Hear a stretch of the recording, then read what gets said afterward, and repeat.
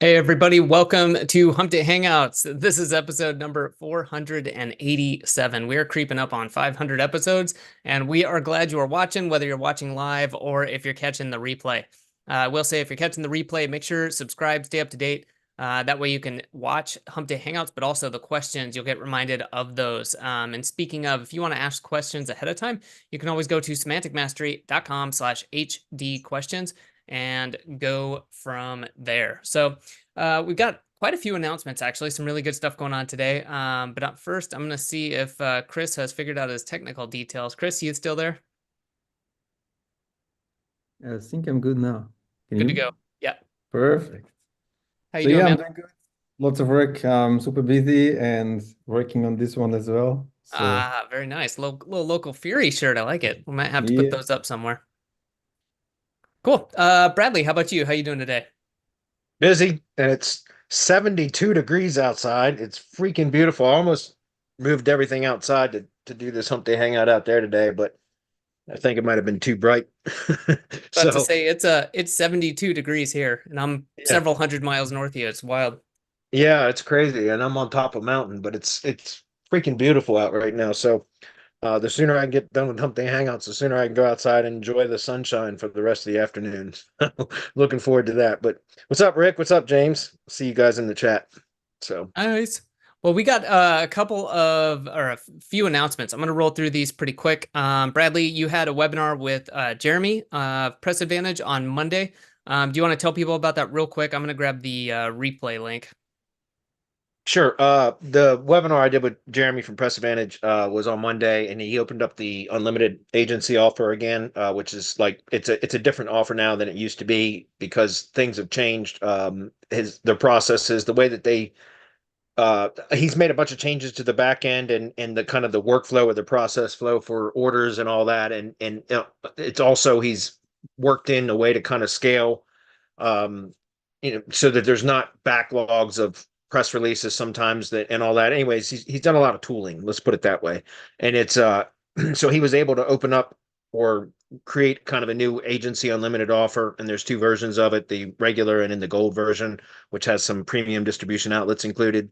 But it's a really good offer, and so I would encourage anybody that is doing a lot of agency work and uses press releases in that type of work that you would check it out. It's rare that he does this. It's been several years since there was an opening for this type of an offer. So it's likely not going to last very long. This current offer is going to stay open until December, or excuse me, December, till Sunday night at midnight. So it ends Monday morning at 12 a.m. Monday morning. All Yep. right. So that's just to be clear. Now, on Monday, April 1st, I'm going to do a webinar that we're just going to make it public. Anybody can attend, and it's going to be how I'm using press releases in 2024. Now, especially the Google business websites are gone because I had pretty much buffered all PRs through that before. And now the Google business websites are actually finally been retired. I've got some different strategies that I'm going to share with everybody. So that's Monday, April 1st. You don't have to purchase to be to attend that webinar, but Jeremy may allow us to open, or he may open that offer up for a day or two when I do that webinar. So just to be clear, you guys have until Sunday. There may be an opportunity again when I do the press release SEO webinar on April 1st, but don't hold your breath because we're not 100% sure that that's going to be available. So if you're remotely interested in that, pick it up now before Sunday. Cool. Well, thank you, Bradley. And the other thing I wanted to talk about, speaking of webinars, on this coming Monday, we're going to be talking to the people who registered for early access to find out about the directory hybrid agency training. This is the Q&A webinar. Bradley's going to go into more detail and answer any questions people might have. But this will only be for people who filled out the short survey, who are interested in the directory hybrid agency training. So if that's something you're interested in finding out about or being a part of, I'll pop the link on the page. You can go and do that. We're going to limit it to 10 spots, and I believe one is already gone. So there's Yep. 9, and we got so far, I think, about 30 people signed up for early access. So if you're interested, now's the time to do it. Like I said, this coming Monday, we're going to be holding that only for the people who expressed early interest. Yeah, so to be clear, guys, interested at all, this is by invitation only, this webinar. But and what I mean by that is if you filled out the survey because you're expressed an interest in learning more about the program, then you will be invited to this. It'll be a Zoom webinar / meeting. I'm not sure whether I'm going to do a meeting or a webinar yet, but either way, it's going to be where I'm just going to share some information about the program and then answer any questions that the attendees have. And there's no obligation, guys. This is not like, this is not a hard pitch. This is because this is an application type process anyway. So the survey respondents that are going to be invited, you can ask questions and such during the webinar or the meeting, whatever we end up doing. And then if it seems like a good fit and it's something you're interested in, you'll apply. At the end of the call to action at the end of the webinar or meeting is going to be, if you're interested, go apply. And that's it. And then once the applications are all been submitted, then I will go through an interview process with each one of those people that show up or that, submit the application. I'll go through an interview process because we only want to bring people in that have the resources and the ability, the time, et cetera, to be able to commit to the coaching program because it's going to be intensive. And we're really hoping that we want to keep it small initially because I'm sure there's a whole lot of stuff that needs to be worked out. So we want to keep it very small, but there's going to be a lot of personal like coaching from me and small group coaching and things like that. So anyway, just fill out the survey if you're interested in that, guys. If not, don't worry about it. This will be the first iteration of it. And then in 3 months, we plan on doing it a second time, launching again, and it may be a little bit bigger and more polished at that time. So if you're interested in learning more about it, just complete the survey. If it's not the right time for you right now, then that's fine. Just there will be another opportunity in about another 3 months. Cool. Let's see, got the link in there. And then last but not least, I wanted to mention Bradley's going to be speaking at SEO Spring Training in Scottsdale, April 4th through 7th. Bradley won't be speaking April 4th through 7th, but Bradley will be speaking at the event on, I believe, the 4th, or maybe it's the 5th anyways. But if you want to grab tickets and go there to see Bradley as well as some other great speakers, including some previous POFU Live speakers, we've got the link on the notes here or on the chat, and there's also a discount code that Bradley got that takes $300 off tickets. So if that sounds like a good time to you, now would be a great time to grab that ticket and get your travel plans taken care of. Let's see, guys. I think that is about it for now. I'm going to pop something about the mastermind on there. As always, if you're interested in finding out how you can do more with Semantic Mastery, if you've got a local SEO agency or you're consulting and you want to take that up to the next level, the mastermind is generally where we recommend you go. And you can find out more about that at mastermind.semanticmastery.com. Cool. Well, with that said, anything else, or is it question and answer time? Q&A. Yeah, make sure you like and subscribe to our channel. You like the video, and also if you know somebody, make sure you actually share it as well, because it also helps other people, and yeah, they can benefit as well from our stuff. Good to go. Sweet. All right, let me grab the screen. We'll get into it. We got one question that's like, I had to copy and paste it into a notepad file because it's so big. We'll try to get through that today, but usually we restrict those types of questions because they're too thorough, too long, too hard to read. We'll go ahead and try to get through that today. So, all right, guys, let's see. Let me get to the questions if I can get Zoom out of the way. Get out of the way, Zoom. Son of a bitch. There it goes. All right. Here we go. Let's see. We're going to start with Danny. Danny says, should I add the city name on multi-location GMBs, for instance, ABC Pest Control dash Chicago? Yeah, so I like to do that, Danny, because let me see if I can pull this up. Guys, I know I've shared this before, but I'm going to do it again because I can't assume that everybody's always here, but or attends these things. But these are kind of the 4 points for when doing a multi-location business. You have the name. So this is the business. We're going to put the business name. So that's the name part of NAPW, right? Name, address, phone number, website. So physical address. Sorry if I can spell. Physical address. Then we have the phone number.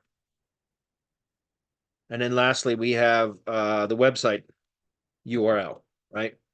Which is what I call the location landing page. Okay.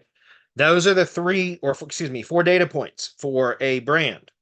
that when we talk about NAP, which includes W in my opinion, NAPW, then you can cause location ambiguation if you use any more than one common data point. And so what I recommend is as a way to kind of make everything unique is to append the city name when it's a multi-location business to the city, or to, excuse me, to the business name. You don't need to put a dash or a hyphen or any of that. You could just put brand city name. And that's typically what I like to do for multi-location businesses, which I've managed dozens of those over the years, and also produced many lead gen assets that are multi-location assets. And so that's how I prefer to do it, because then it makes each of those data points unique. Here's the thing. The physical address should be unique anyway, right? Because it's a separate GBP. The phone number I always recommend is a separate and unique phone number. You can have a common phone number that's attached to all Google Business Profile locations as an additional number. So here's an example. If you have a 1-800 number, or the client has a 1-800 number for a toll-free number, period, that is common to all locations, then that phone number can be added as an additional phone number to the GBP. You would put the individual local number for each location as the main or primary phone number in the GBP, but then you can add additional phone numbers, and that way you can associate a phone number, a common phone number, with all locations as well. So that's another thing. Usually you should have a unique phone number as the primary, the display number in the GBP. And then the website URL should be a dedicated location landing page for a multi-location business. Why I bring this up is because I do a ton of audits, and I see a lot of multi-location businesses that will have the same business name, and then they'll link to the same page URL, usually the home page. And then they wonder why they can't get any maps rankings, or their citation tracker report shows a whole bunch of errors, when really it's because that's what I call location ambiguation, because if there's more than one common data point, then it confuses Google. It confuses Bright Local. That's what we use for citation tracking, but I'm sure the other citation trackers would be confused as well. That's why I say, I always recommend, regardless if it's a dedicated, or excuse me, a multi-location business, it should have a dedicated location landing page for each GBP, full stop. And then the business name can remain the same that way. And that's why I bring that up, is because a lot of clients aren't going to want to see names appended to, like, city names and stuff appended to their brand. And so if you're going to have one common data point, which is the limit, then it should be the business name, the brand name. That should be the common data point, because it's going to have a unique physical address. It should have a unique phone number for the reasons I just mentioned, and also a dedicated location landing page URL. And then the business name could be common across all locations. However, that said, I personally, when it's my own projects, or if it's a client that is open to the recommendation, the suggestion, then I do recommend appending the city name to the brand name as well, because then that just makes all data points unique, and it makes it much easier to delineate between each individual location, if that's clear. So that was a good question, Danny, but that's how I handle it. Moving on. Lewis says, should you link to branded entities from your website? Which ones, if any? I don't. The only ones that I would link to are primary social media properties, like the big ones. So, YouTube, Facebook, LinkedIn, Twitter, X, whatever, Instagram, the big ones. That's it. That's all I ever link to for directly from the money site. Now, I do reference all of the branded assets in the same as attributes that is going to be in the local business schema on the site. But so on the location landing page, okay, guys, local business schema should only go on the location landing page, which sometimes is the home page. But regardless, it should only be on the homepage, not site-wide. I see people do that all the time, where they put local business schema on every page on their site. It's improper implementation. So what I'm saying is, when in the local business schema or corporation schema, or excuse me, organization schema, the more specific subtype is corporation, and that's typically what I like to use. But either one, organization/corporation, or local business, or the appropriate subtype. That's where you would reference same as attributes. And that's a reference. It's not a link. It's a reference. That's clear. It's a citation, right? It's a published mention. It doesn't have to be hyperlinked. And in same as attributes, it's not hyperlinked. It's just a mention. That's a citation, essentially. So that's where I do it. But again, I only link to the primary social media accounts. And in a GBP, you can embed that or link to it, etc. Okay, good question. Next is from Michael. Michael says, my appliance repair GBP started generating much less leads than before, but the ranking has not fallen. What could be the reason for this, and what can I check to do to remedy this? Well, there's a couple things. Number one is check your map's coverage area. It's appliance repair, so that's going to be a service area business. My guess, you might also have a storefront component to that, but my guess is it's primarily a service area business, right? Most appliance repair companies are, or businesses are. So I would check your coverage area and see if it's been narrowed, or the coverage has shrank. Google keeps narrowing that, and sometimes that happens to where you might be ranking well in your own parking lot, but as soon as you get half a mile in any direction, you're not in the top three. And that happens a lot. You can see that with local search grid reports, where you're ranking really well in your own parking lot. And if you are always there when you're doing a search, you'll see it ranking. But if you get a mile away or half a mile, whatever it is, again, looking at a local search grid report, it can kind of give you the coverage area where where your GBP does rank, if that's clear. So I would look at that first and see, is it that your coverage area has narrowed significantly, so really nobody's seeing you unless they're like literally in the parking lot when doing a search. So that's one big thing you can check.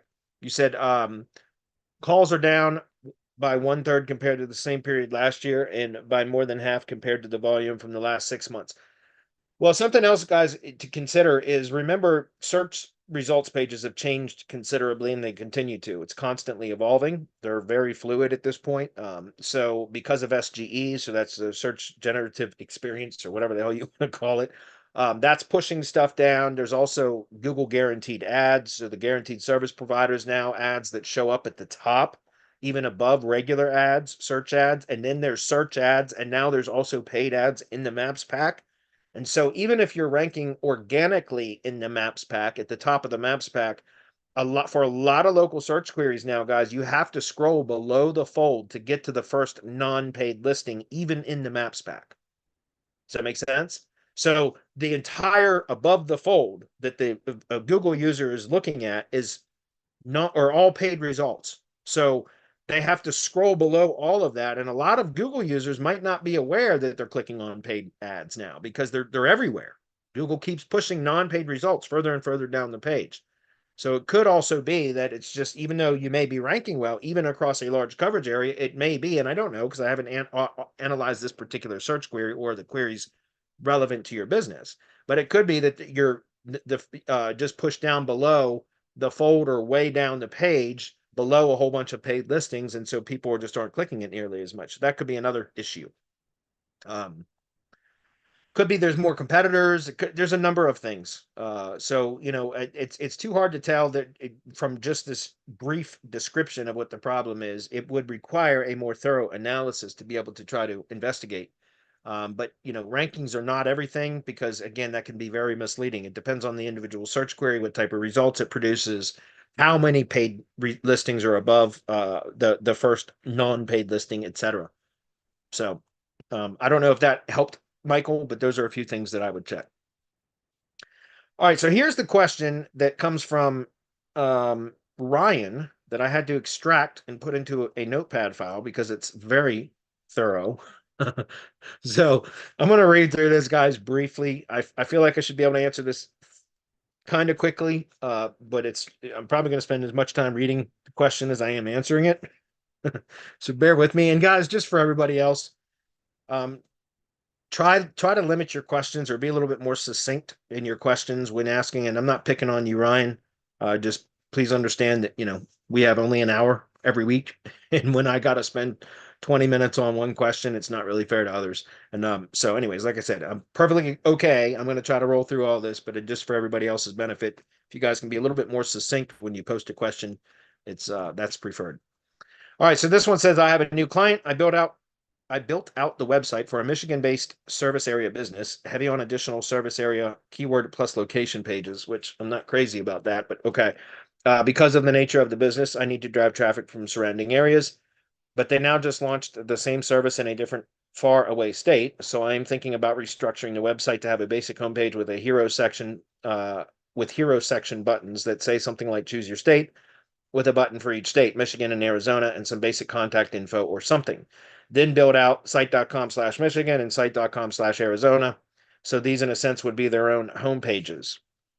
And each directory will be in a sense, be its own site with its own portfolio. Just because I think people in Arizona want to see custom homes from Arizona, not Michigan, or maybe I have tabs on the portfolio page, not sure. Its own footer with location information. But this will also help with the site structure of the service area pages for each state. So I'm going to reference this in just a minute. That URL is completely way over optimized, Ryan. So I'll give you some suggestions on that, and I'm going to give you some others in a minute. But let me finish reading this. Of course, business citations in GBP will link to location pages where they have a real office. That's correct. That's what I call location landing pages, and that is how you should do it. My main question is, do you see any issues with the setup? Do you like this approach? Yes and no. There's some things I like about it, some that I don't, and I'm going to explain that in just a minute. Basic homepage, not a lot of content to rank for, brand only. I love that, and I do recommend that. That's what I recommend for all multi-location businesses, guys. Even if the original location was originally linking to the homepage URL because that was the location landing page because it was a single location business, and that's perfectly normal. Okay, that's perfectly normal.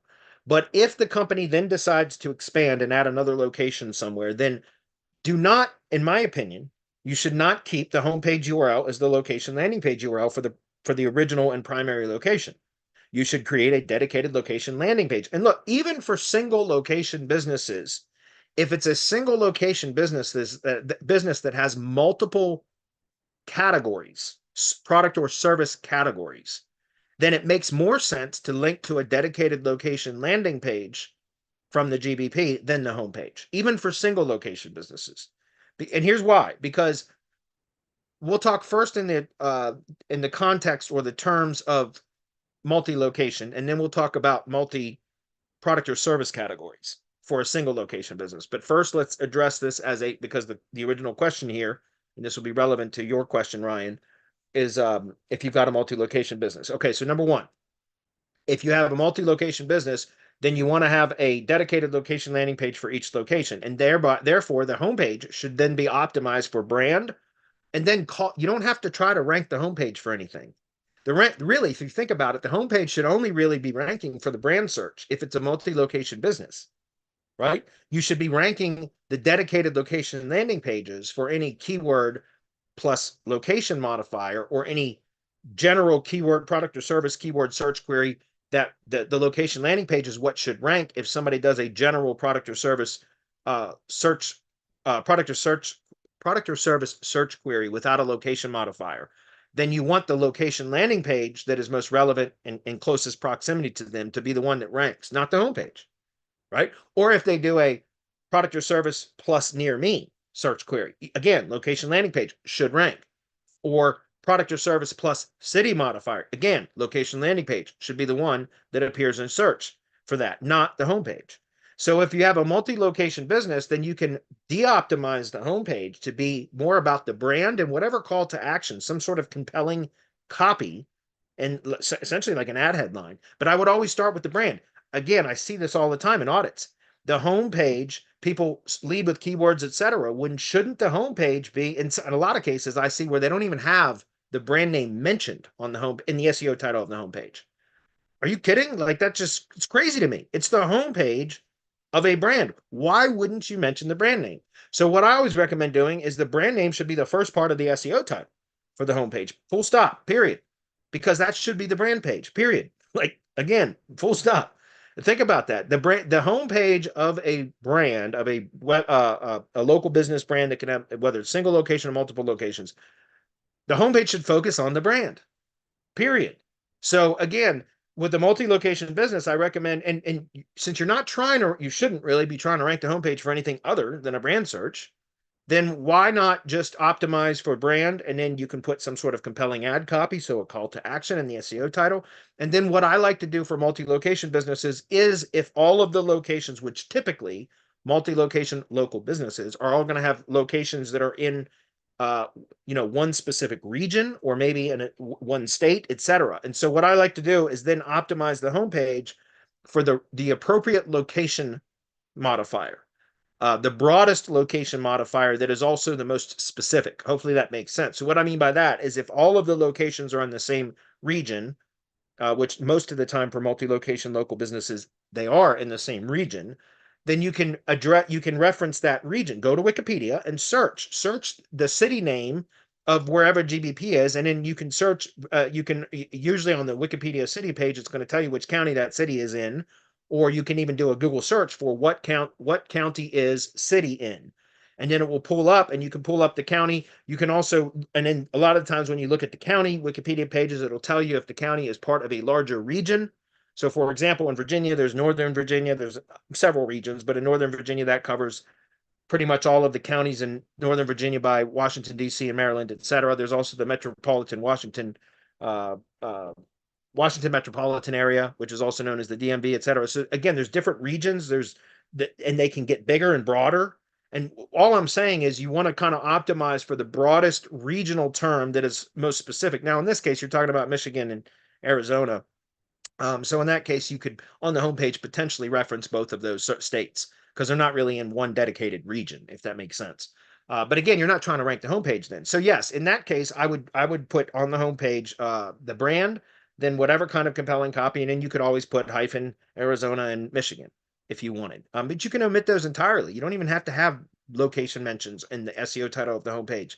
I just like to do it typically if we can position the website in Google's mind to be relevant to a particular region, and then you silo through site architecture, right?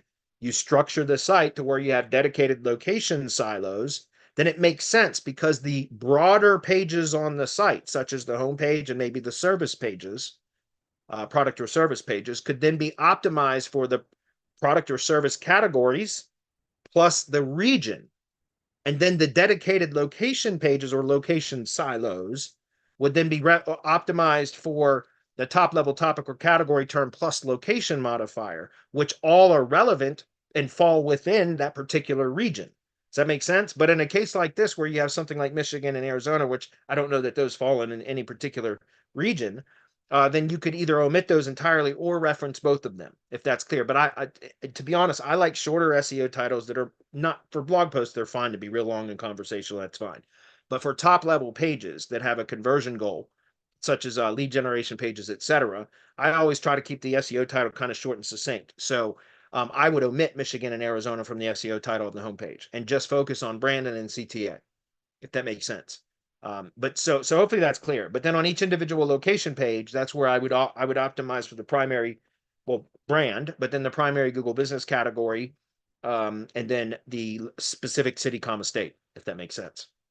All right. Now, in the context of a single location business, but multiple categories, service categories, and I'll come back and finish answering your question in a minute, Ryan, but I don't want to lose this train of thought because this is the other scenario, even for a single location business where I recommend linking to a dedicated location landing page.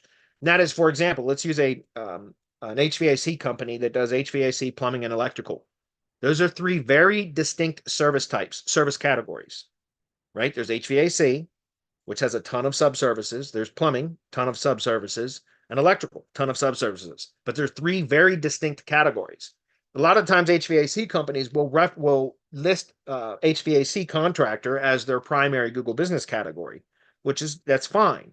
But in that case, if you optimize the location landing page for the brand and then GB category, primary GB category, and then city and state, aren't you kind of limiting the site's ability, especially if it's a homepage, is what I mean. If it's a single location business and it links to the homepage, and the preferred SEO title format, in my opinion, the way that I do it, the SEO title format for location landing pages, so I'm going to say for LLPs, right, is brand, GB category, and then city.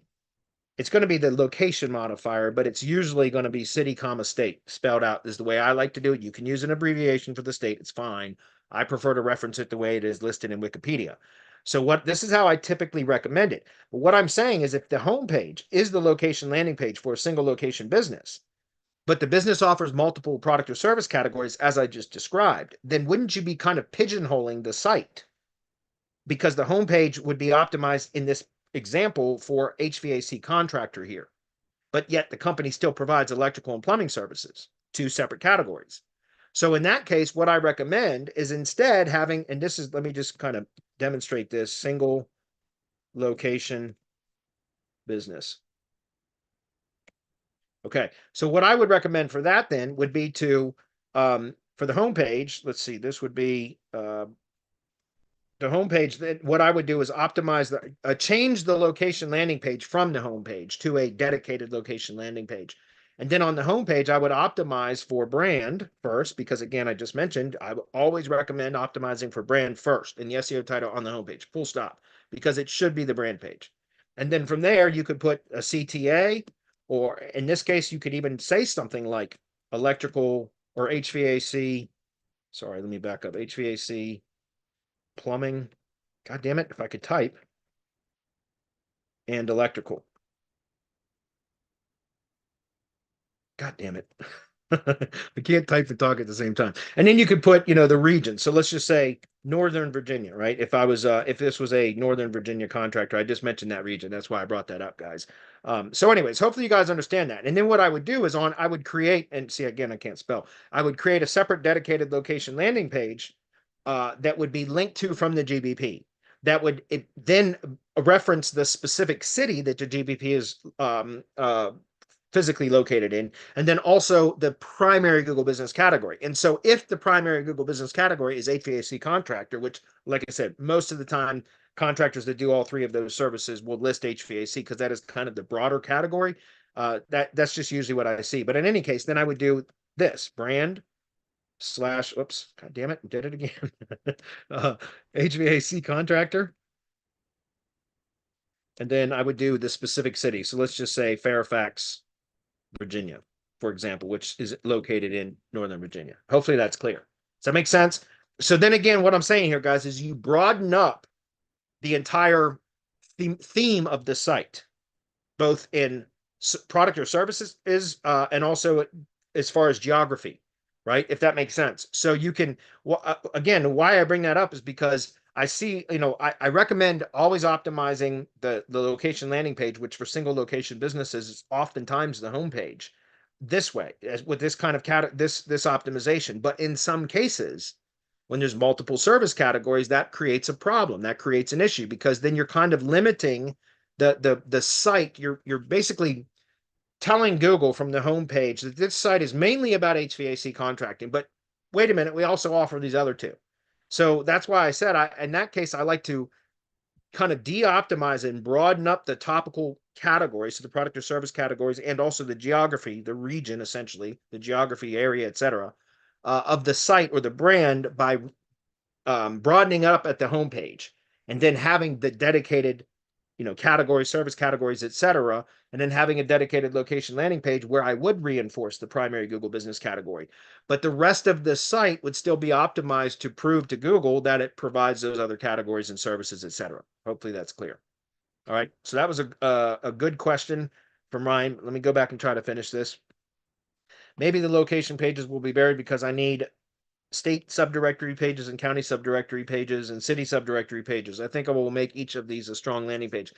So to get back to this question, I'm going to specifically, the silo structure of this type of a build can become incredibly complex, and it's called a complex silo. A simple silo would be top level categories and in supporting posts. You're talking about top level categories, then subcategories, then supporting posts, and possibly even one layer further, one layer level deeper. And that's becomes incredibly difficult to manage. It becomes overly complicated, in my opinion. Yes, you can do it that way. But what I would recommend is that you instead create subdomains that, depending on how broad this company or this project wants to go in Arizona and or Michigan, you could create either state-specific subdomains if they plan on being, expanding and having a lot of broad territory coverage in each state, or you could optimize for example, a region or a county at the subdomain level for each one of those states, and then have a dedicated site build on that, because now it's a separate build, right? It's still part of the overall brand because it's on a subdomain. Then on the homepage, the root domain, the homepage and root domain of the domain for the brand. Then you can reference in the navigation menu, like service areas or locations, and then drop down Michigan, Arizona, and it would link to the subdomain site, and vice versa. On the subdomain sites, you link back up to the primary root domain. So essentially, the root domain becomes a brand site that showcases the brand and the products or services, and then references the specific location sites that are separate builds, because now you can build a simple silo structure or a less complex silo structure that is state specific or region specific or county specific, depending on how broad of a geography they want to cover in each state. Does that make sense? And now you've got dedicated builds for each one of those, that when you build links and authority and relevance to each one of those subdomain sites, it will flow up and strengthen the entire brand, if that makes sense. Yes, there is more of a benefit by building, there's more of an SEO benefit by building them as subdirectories of the root domain. There's slightly better benefit from that. But I like everything being done on subdomains because it completely separates the builds. It makes it easier to plan out. It makes it easier to manage. It makes it easier to add on to. It also makes it easier when it comes to building out branded assets and supporting assets, etc. All of that, because it's much more clearly delineated, if that's clear. And so here's an example of that I want to give you guys, just show you. I have this site that I've been talking about recently, showing you guys some examples of sites that I've built with on this kind of a template using the felling.pro domain. And you can see that here's an example of what I'm talking about. Now, these are county-specific subdomains, but I'm going to show you what the root domain looks like as well, because I told you guys I do a ton of experiment. If that's not what I wanted to click, I do a ton of experimenting and testing different site structures and different configurations of SEO titles, URLs, SEO titles, H1s and H2s, etc., to try to see what kind of effect it has by rearranging things and all that. I've been doing that for 2 years now, testing a bunch of stuff. So felling.pro is like one of my favorite domains ever, because felling is the entity for tree removal. And so felling.pro is really just a very short, succinct domain. And you can see that this is a WordPress build on the root domain. And I've got some internal stuff built here. Actually, that's actually a high-level subdomain site. So that's not a good example. This one right here, Pennsylvania, this is actually built as part of this root domain. But if you can see, as I was showing you, I've got, for example, this, if I show you Kentucky, for example, we scroll down here and we click on this, this actually goes, look at the current domain, or this page. This is an inner page of the root domain. But if we click on any one of these locations, you'll see that it goes to a subdomain, because this is actually a subdomain site, and this one's actually built on high level, not WordPress. But you can see it, this one's Louisville.felling.pro. Now what I'm doing is I'm really trying, I actually prefer to do, now let's go back to home. Oh, sorry, let me go back to Felling Pro. So I can make an example here. So you can see in the Pennsylvania pages, though, Pennsylvania, again, the state page was an inner page of the root domain. But then this one I actually have built down. Apparently the map got something screwed up there.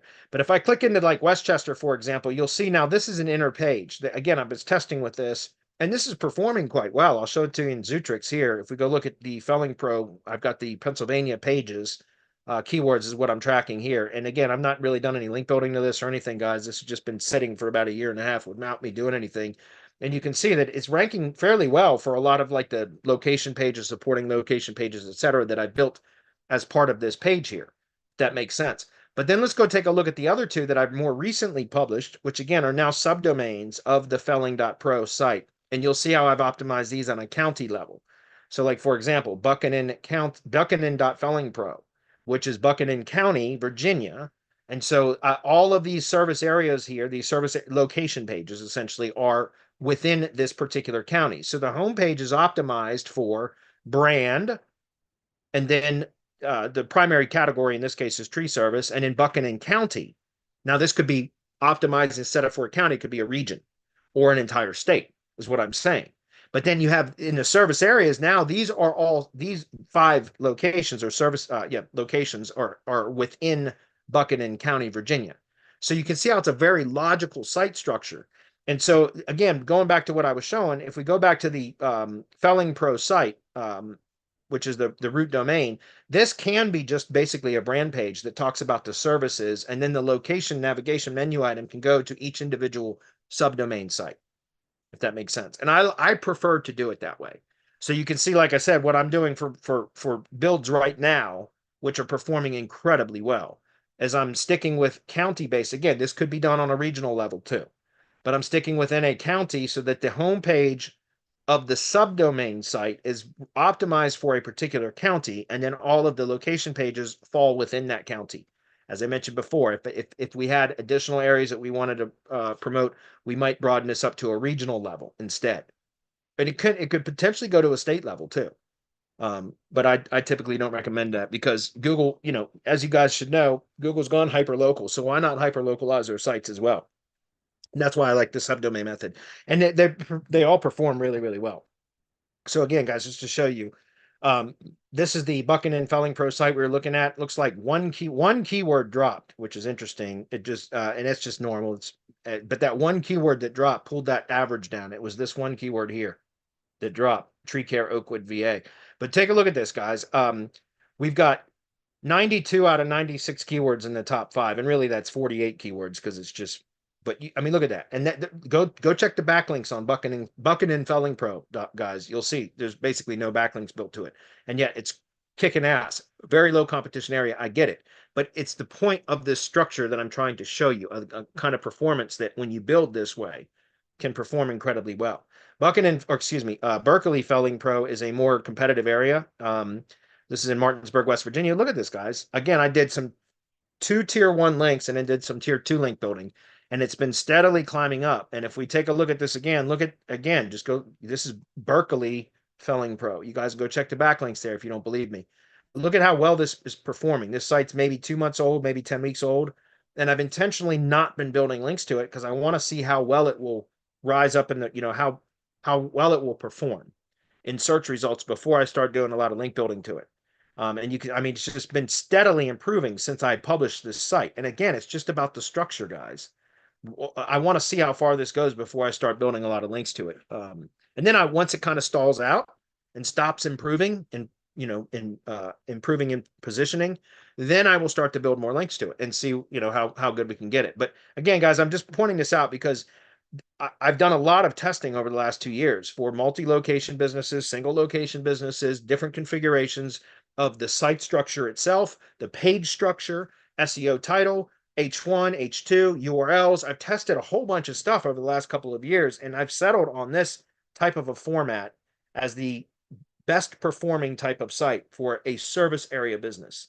I've not applied this to a storefront type of business because I don't work with those types of businesses. But for service area businesses, this performs incredibly well. So I would encourage you, Ryan, with your multi-location business project, that you would consider that method instead. Okay. Would I be better off just having all location links in the footer and all locations NAP? No, I don't recommend that, because then that confuses Google. If you were to build it as you were recommending up here with silos on the root domain, then any of the pages that are sub or supporting pages, subordinate pages to Arizona, for example, then you would reference on all of those pages only the location pages. If you wanted to do it site-wide, like in the footer, for example, you would only reference the supporting pages that are within Arizona in the Arizona pages. And likewise, Michigan pages in the Michigan pages, which means you would have to have custom footers or footer sections, elements, whatever you want to call them, that would be applied to their specific, location silos, if that's clear. But you don't want to do that. All the Michigan locations and all of the Arizona locations and the NAPs in the footer of every page, because that confuses Google. It sends mixed signals, right? You want to be more specific about what data you're referencing within each silo when you're talking about multiple locations and location silos, if that's clear. But again, that's part of the reason why I love this type of a project, guys, because here's the point about the subdomain sites are now you can do what I call one great big reciprocal link, where every page in a dedicated subdomain build is links to every other page in that dedicated subdomain build, because now it's all relevant to each other, as opposed to trying to separate or segregate everything like I just described, which is why I don't recommend multiple location across multiple state builds on one domain. I prefer to do that via subdomain builds, as I've just described.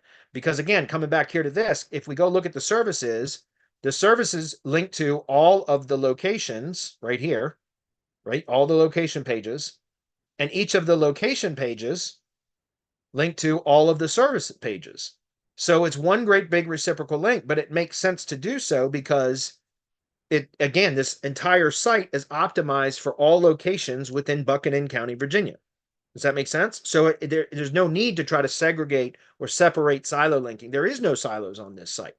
This site is service pages, location pages, and they all interlink with each other. Every service page links to every location page. Every location page links to every service page.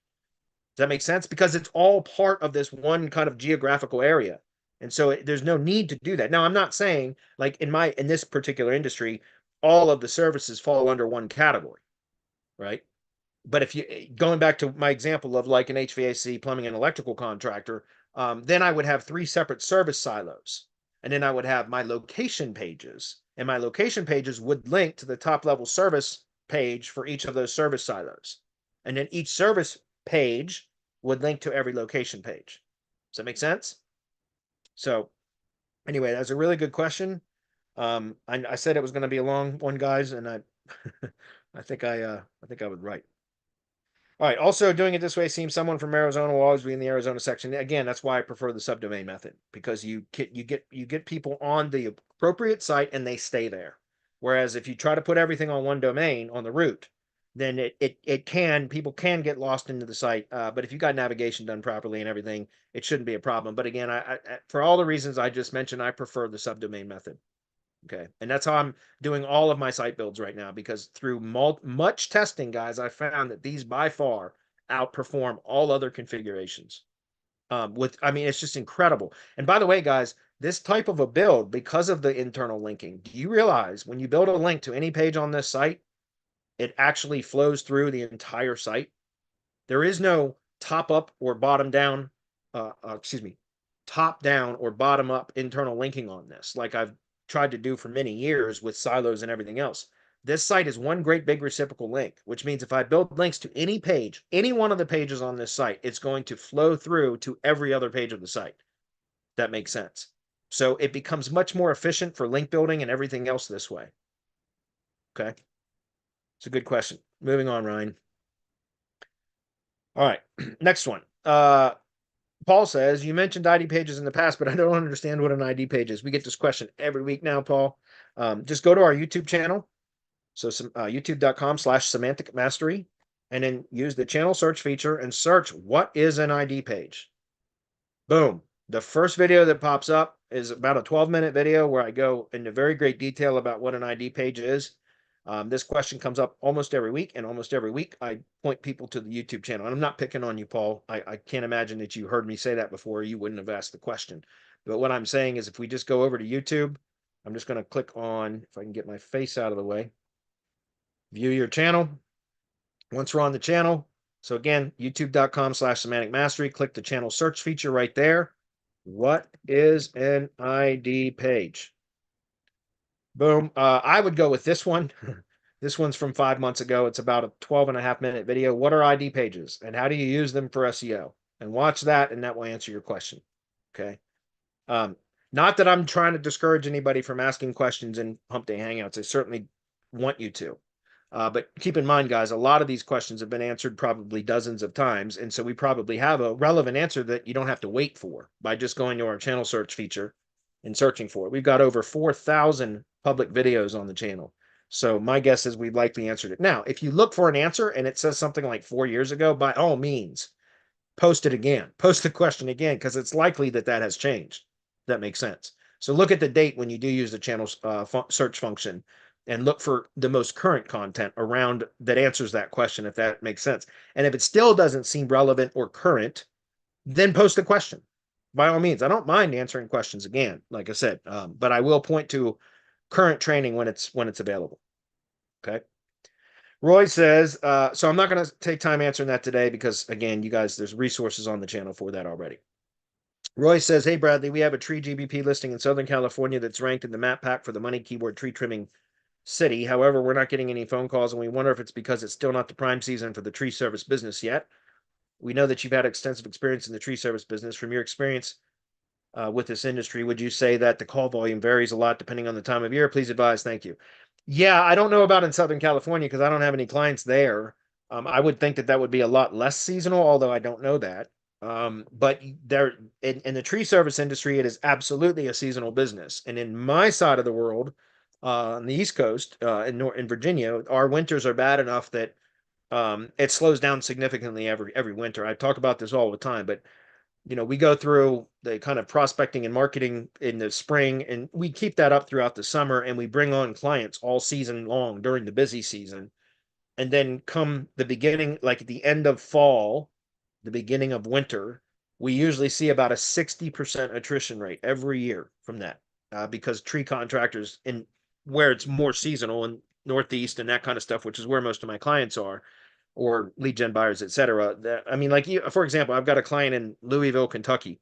That's why I built some of those, did a lot of testing with sites in Louisville because I got a lead buyer out there. And that is less seasonal than it is in Northern Virginia region, where most of my clients and contract and lead buyers are.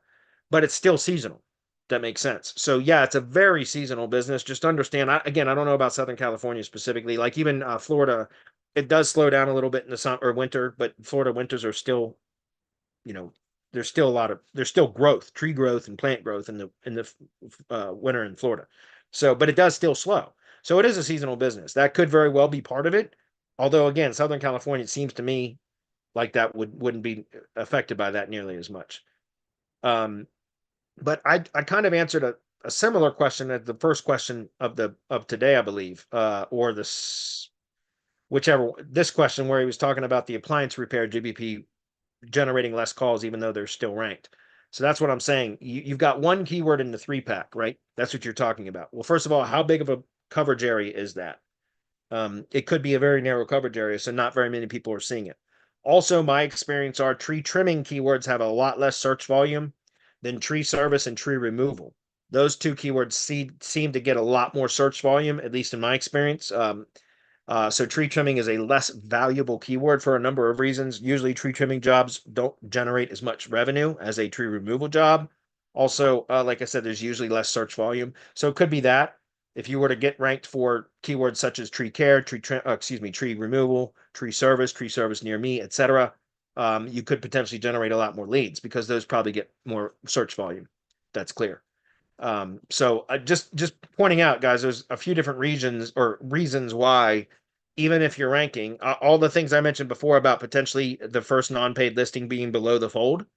That could also be it. I see that a lot in tree service stuff now. For a long time, that wasn't the case in the tree service industry, but now I'm seeing Google guaranteed ads at the top, usually 2, which look like maps. It looks like a maps pack at the very top of search, but it's not in a pack. It's just like maps listings. Those are guaranteed Google provider ads, local search ads, whatever you want to call them. Then below that, there's regular Google search ads. And then below that is the maps pack with oftentimes now as many as 2 paid listings before it gets to the first non-paid listing. So it's a map 5-pack with 2 paid listings. And so the first non-paid listing is below the fold. And so even if you're ranking incredibly well in maps and organic, it's likely that you're getting a fraction of the overall clicks that you used to get because of all of those reasons I just mentioned. That's why I keep talking about this. I'm running Google ads right now for my lead buyer in Louisville. And we're doing really well. I'm profitable on selling leads that are generated through Google Ads in Louisville.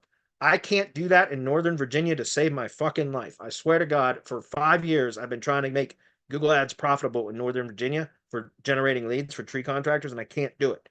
But in Louisville, I fired up the campaign. He was on pause for like 2 months, and he just contacted me last week and said, hey, I'd like to start that up. And also, I'd like to do a specific campaign for stump grinding leads. So I set that up over the last week. I'm running both of those campaigns, and we've generated at least 5 leads in the last 7 days for him through Google Ads, and I'm profitable on every one of them.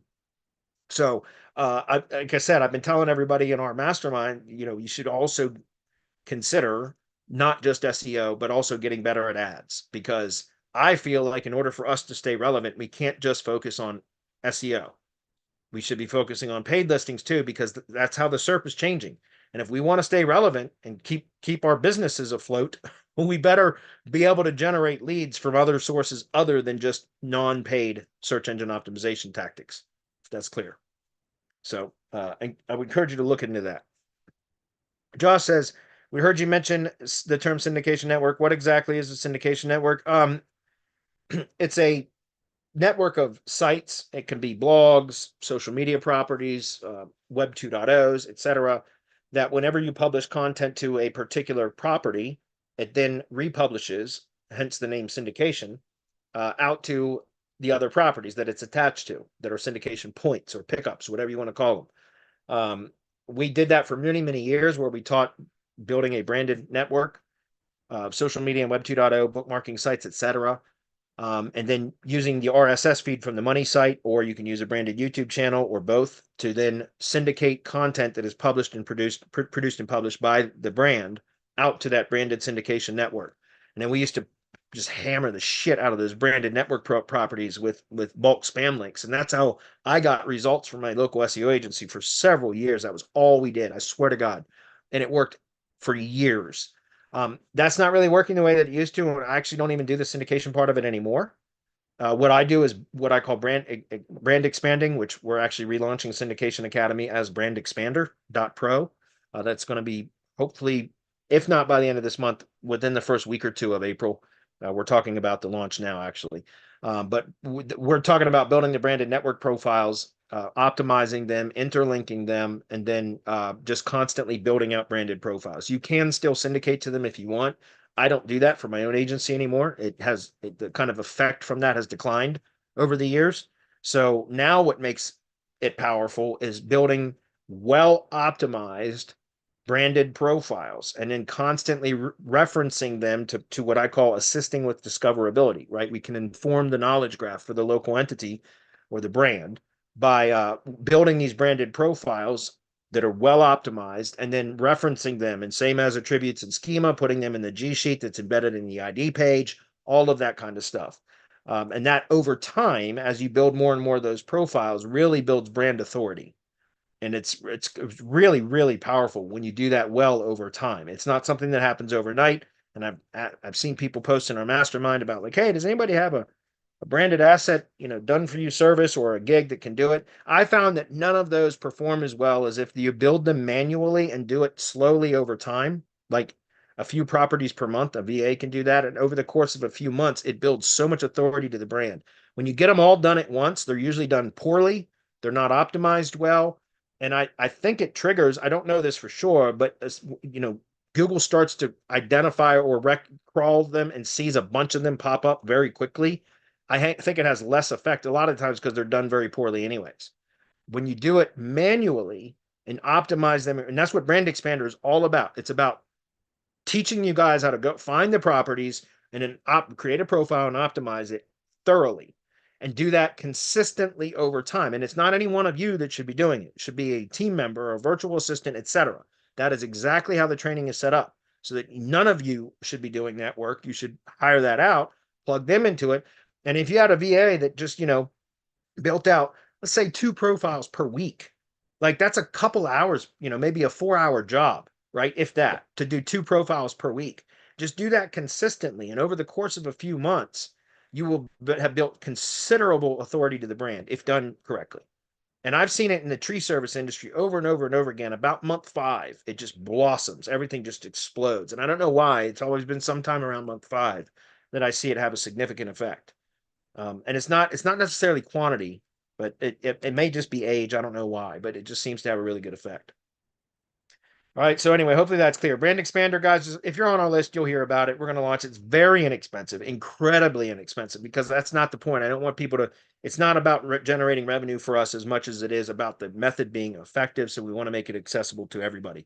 Very, very inexpensive product when we launch it is Brand Expander. Trust me, you guys, it's very inexpensive. I'd encourage everybody to get it, because it's, and if you're in the mastermind, you get that included anyway. So we'll talk about it as we get closer to it. We got like 4 more and it's 5 o'clock, guys, and it's so nice out. I'm going to answer these 4 very quickly. Sorry, guys, but I want to get out. 2 hours of daylight left. I want to get out and enjoy it. Dale says, do you sell branding as a standalone service or as part of another package like SEO? No, we do absolutely. We have a product actually called Brand Builder that is specifically for which we can offer a money back guarantee, 30 days, because it significantly changes the brand search within 30 days, like significantly changes it. A lot of the times when we sell brand builder, which is different than brand expander, brand builder, a lot of the times, like if I sell it to a tree guy, for example, they might have for a brand search, 5 or 6 listings on page 1. But after brand expander, after about 30 days, and it continues to kind of build over, even after we're done, more things get indexed and stuff over time.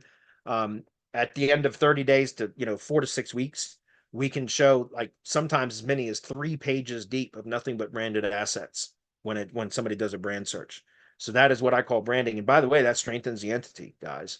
And we do that. It's called Brand Builder. We do have a service for that. It's available under our semanticseo.pro service. It was really developed for the directory hybrid agency program, but we can sell that. We can modify that process, that product to be sold for businesses that aren't part of a directory brand or the directory hybrid agency program, if that makes sense. So we do have that. If you can't find it or whatever, just reach out to us at support at Semantic Mastery, and our support manager Chris G will point you in the right direction. We'll get you the right info. Okay. Danny says on the audit I ordered, it says GMB posts can be used to push maps coverage when done properly. How can I do this? Okay, here's a quick rundown on this, guys. Number one, because I don't have a lot of time, I want to wrap up. But Danny, to answer your question, and again, this is stuff that I covered in the mastermind thoroughly. Danny, you've asked a lot of really good questions in support for semantic links and local fury, etc. But I would encourage you to just join the mastermind because all of the stuff there is taught there. But here's a quick way that I can answer that without going into too much detail. Think about this, guys. Publish Google business posts where you're referencing different products or services that the company offers in the post text. Usually at the first line of the post text, you should be referencing product or service keywords, as well as locations for service area businesses. I know, Danny, you're in pest control industry, I believe. So that's a service area business. So reference in the post text specific neighborhoods, sections of the city or town, specific neighborhoods, specific street names. You don't have to reference actual physical addresses of client or customers that purchased pest control services, but you can reference a neighborhood name or a street name with different product or service type keywords in that same kind of post text. Have your clients, technicians that go out into the service area, snap a couple of photos on site from their mobile device and then upload it directly to the Google Maps profile. That will start to train Google that the company does indeed provide services in those locations. But then if you can get those photos from the technicians and then use those photos in the posts, right? And then reference in the GB post and then reference the specific neighborhood or street name that property was on. Because now what happens, guys, is now you're using geotagged photos that especially if they've already been uploaded to the GBP, Google has all of that data, and that image is now recognized as stored in Google's cache. So when you go to use that image again now as a GB post image, Google associates that image with what it already had in its database, right? It's cached, because now it has all that geo relevance data, the metadata, that it's already recognized from that photo, and it knows it's the same photo. And then you reference very specifically in the post text. And by the way, guys, you can do this with review replies too. Replying to customer reviews. Do the same thing that I'm mentioning now. You don't have to insert photos, but you can mention specific product and services and neighborhood names, street names, etc. Because what does that do, guys? Think about that. If somebody is in a particular neighborhood, let's just call it, Brightwood Estates. Somebody's in Brightwood Estates, and you have a Google business post that's talking about, ant control in Brightwood Estates, and somebody searches pest control near me and they're in Brightwood Estates, and your Google business profile is the only one that explicitly references that particular neighborhood. Google knows where that searcher is. Then it gives your Google business profile a much greater chance to rank or to get an impression for that search query, because you explicitly mention that neighborhood that Google understands that person or searcher is in, because they know where they're geolocated, right? So over time, guys, it doesn't happen with one post, but if you do this consistently, all the things I mentioned, photos, videos that can be taken on site from a mobile device and uploaded directly to the GBP, not through a manager. You don't have to be added as a manager, none of that. You can upload it directly to the GBP. Then use those photos and or videos as part of a GB post, and then reference all those things that I just mentioned in the post text, as well as also review replies, because now you're going to start providing so much more geo relevance on a very specific level that most of your competitors don't even have any clue about. And so your Google business profile becomes that much more relevant to local searches because it explicitly mentions those geographic data signals that most of your other competitors wouldn't even imagine, wouldn't even think to do. That's clear. I've seen it time and again with tree guys. Some tree guys are good at that. Most of them are terrible. But I've seen it time and again where they end up canceling services with me because I taught them how to do that shit, and they don't even need SEO anymore because they're sending the right geo signals all the time that they don't even need SEO anymore, and they stay ranked with across a large coverage area. I've had it happen before. That's why I don't like to share my SEO secrets with my clients anymore. You know what I mean? But it does help a lot. All right, moving on. When I say clients, I mean my local SEO clients, my white label clients. I share my SEO secrets with all the time. Seriously. So, all right. Let's see. Last two guys. Did you get hit by expired domain penalty? If so, how badly? Yes, a little bit, but just a tiny fraction. I got about 8% of my topical blogs got hit. And that was here's the reason why, guys. Because and I've heard people ask about the domain stuff. There's a question in our mastermind about it, etc. But people only see they take things out of context, and all they see is expired domains are now causing penalties. No, that's not what it says. Read the fucking guidelines. And I'm not picking on you, Zach. For everybody, I'm just saying for those people that just they see some stupid SEO is dead post on fucking SEO journal or something, and all they extract is what they see, and instead of actually reading it and providing full context. I've been in this industry long enough to know that that's crap. It's all crap.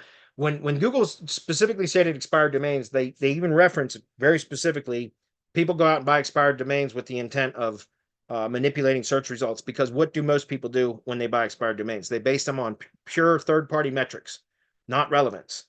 And if links with relevance is what matters, and links without relevance, Google ignores algorithmically now because it can understand very quickly how relevant a link is because of the large language model. It's another core layer of the algorithm. Then if you buy a domain based purely on metrics and then you change the topical category of that domain, doesn't it render all of the backlinks that are pointing to that domain useless and irrelevant? Yes. So therefore, if you're buying a domain based purely on metrics and then you repopulate it with new content in a different category, you've completely eliminated the relevance of any of those backlinks that were pointing at it, thus making it completely pointless to even do. And that is a problem. And so to answer your question, we have been very careful about only buying domains that were relevant to the topical categories that we needed them in when the last time they were published, thereby having relevant backlink profile. And we analyze all of that before buying the domains and then repopulating them with new content, but in the same or closely related topical category. And there has been, over the 400 plus topical blogs that we've built in various topical categories, there have been a few that perhaps we stretched the criteria a little bit further than we should, where we relaxed a little bit of our stringent rules, and some of those sites got hit. And that's precisely what I've seen, is some of the sites where we kind of stretched the related category a bit, topical category, when we repopulated the domain.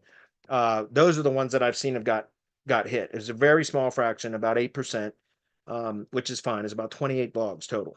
And so I'm in the process of actually replacing those now. It's going to take me a couple weeks to get through all of that. But what I found is, again, so I just went back to my team and said, look, we can still hunt down domains, but we got to be very, very strict about only picking out relevant domains that have backlink profiles in relevant categories. Therefore, when we repopulate it with new content in the same topical category, it will likely pass all of those filters, which is what I've seen to be the case.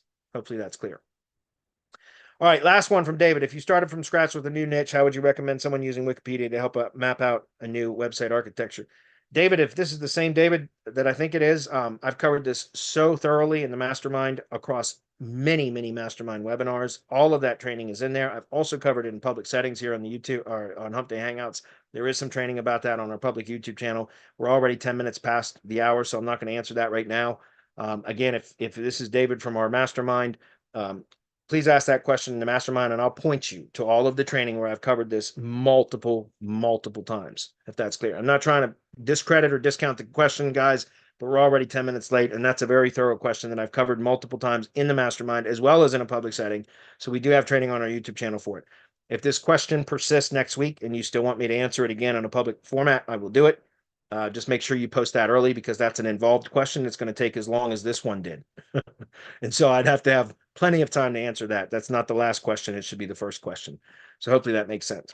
All right, guys, we're way late. I want to get outside and enjoy it before I run out of daylight. Is there anything that I need to address in chat, or can we wrap it up? Awesome. So is that a no? There's nothing in chat I need to address? Nope. Good to go. Okay, sweet. Wrap it up then. Appreciate you guys. We'll see you all next week.